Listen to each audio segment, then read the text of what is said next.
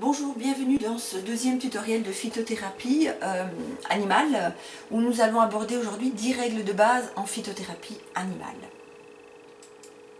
Alors, suivant mon expérience, j'ai établi 10 principes de base qu'il faudra toujours respecter et qui concernent également des précautions à prendre en phytothérapie et également en aromathérapie animale.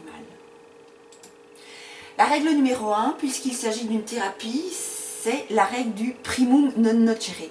Elle est évidemment applicable en toutes circonstances, primum nocere étant le premier principe de tout thérapeute, à savoir, il faut avant tout ne pas nuire. Cela signifie que si on veut donner un traitement, la première chose qu'il faut faire, c'est ne surtout pas aggraver la maladie.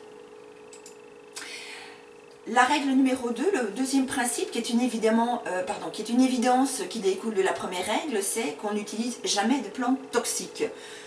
Sauf, petite parenthèse, un usage bien spécifique si on a des connaissances parfaites dans ses principes actifs et dans la toxicité de cette plante-là. Je fais par exemple référence à l'usage du gui, le Viscum album, pour certaines tumeurs. Mais d'une façon générale, pas de plantes toxiques en phytothérapie.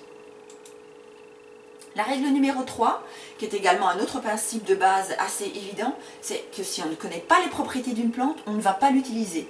C'est une illustration en fait du principe de base, dans le doute, on s'abstient. La règle numéro 4, les plantes peuvent s'utiliser sous différentes formes, des poudres, des sirops, des huiles essentielles, des hydrolats et autres. Ces utilisations diverses peuvent se faire soit péros, donc oralement, soit par voie cutanée, soit en nébulisation, qu'on appelle également aérosolothérapie.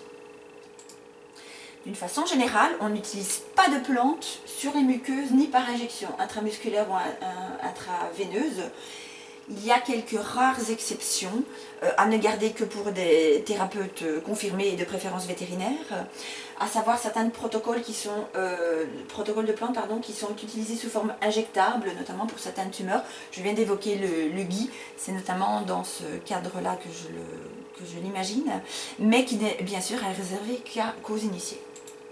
La règle numéro 5, c'est que les cures de phytothérapie doivent de préférence être courtes, par exemple de l'ordre de 7 à 10 jours, maximum 15 jours de suite, et le plus souvent une fois par semaine. On peut éventuellement les utiliser une seule fois par jour. On peut les utiliser une seule fois par jour dans certains cas lourds, ou par exemple pour des animaux jeunes qui ont un métabolisme plus rapide et pour lesquels il faut un petit peu accélérer la cadence, on va dire. Mais d'une façon importante, j'insiste sur les cures de thérapie qui doivent être courtes.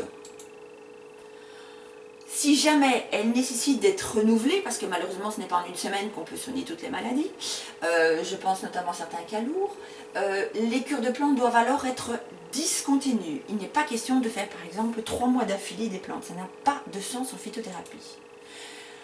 Dans les cas les plus lourds, qui sont par exemple des maladies chroniques, on peut le faire par exemple 2 jours par semaine pour un petit peu répartir les plantes dans la semaine. On peut également le faire par cure de 1 semaine par mois. Les cas les plus lourds, les arthroses, les pathologies plutôt liées à des dégénérescences et des vieillesses, à ce moment-là, on peut faire une cure de phytothérapie 1 semaine sur 2. C'est vraiment la cadence la plus adéquate, tout simplement parce que si on donne des plantes, l'organisme n'a pas le temps de se réparer. En faisant 1 semaine sur 2, on a à ce moment-là apport de micronutriments et action thérapeutique, et la semaine suivante, l'organisme est encore un petit peu sur cette lancée-là pour se réparer. Et en faisant 1 semaine sur 2, on ne surcharge pas trop un organisme qui est déjà très atteint par sa pathologie. Les cures, j'insiste, les cures de 2 ou 3 mois en continu n'ont en fait aucun sens en phytothérapie. Si on le fait, les choses doivent être très claires, c'est juste pour des raisons commerciales et financières. La règle numéro 7, beaucoup de maladies sont appelées des maladies de civilisation, qui sont également des maladies de surcharge. Et comme son nom l'indique, c'est un organisme qui est malade parce qu'en fait, il est surchargé. En beaucoup de choses, on aura l'occasion de le voir dans un tutoriel consacré au drainage. Eh bien, pour ces maladies de surcharge, il est conseillé de faire régulièrement des cures de drainage, 1 à 2 fois par an, de préférence au printemps et en automne. À ce propos-là, concernant les drainages, je vous réfère au tutoriel consacré au drainage. Je vous conseille aussi un livre que j'ai fait, un guide de drainage des chiens et des chats avec les plantes médicinales, où justement j'aborde toute la la problématique du drainage et les solutions grâce aux plantes. Voilà, ici, je vous l'ai montré. La règle numéro 8 concerne plutôt l'aromathérapie et d'une façon générale, les huiles essentielles sont surtout à utiliser de façon externe, notamment sur un usage cutané. L'usage interne ne se fera qu'avec de très solides connaissances. J'insiste là-dessus. Sinon, on va plus faire de mal que faire de bien. Or là, ça nous réfère à la règle numéro 1 qui est de primum non nocere. La règle numéro 9 est que, d'une façon générale, les huiles essentielles ne doivent jamais entrer en contact avec les muqueuses buccales ou les muqueuses des yeux, par exemple, ni avec des plaies ouvertes.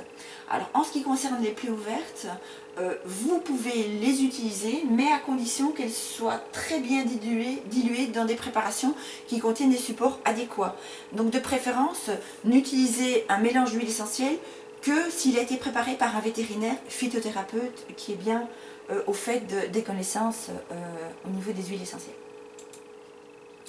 La règle numéro 10 et dernière règle, c'est que selon les huiles essentielles utilisées, on pourra les utiliser mais de façon diluée, plus ou moins fortement. On peut aller parfois pour certaines utilisations jusqu'à 1% seulement d'huile essentielle dans le mélange, tellement qu'il est dermocaustique ou toxique, et ça se fera sur un support adéquat.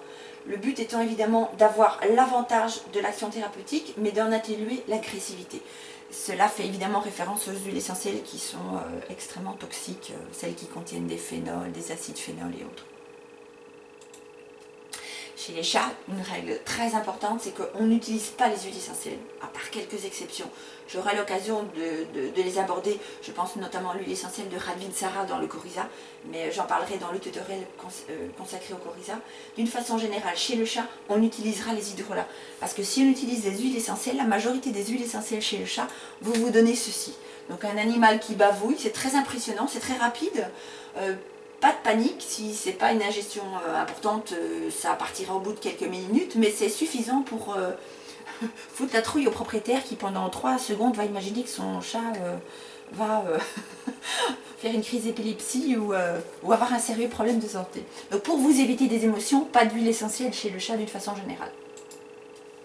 Si on respecte ces 10 principes de base en phytothérapie animale, et on allie à ce moment-là efficacité et sécurité dans l'usage des plantes médicinales chez nos animaux de compagnie, et c'est comme ça qu'on aura des meilleurs résultats. Merci de votre attention. À bientôt.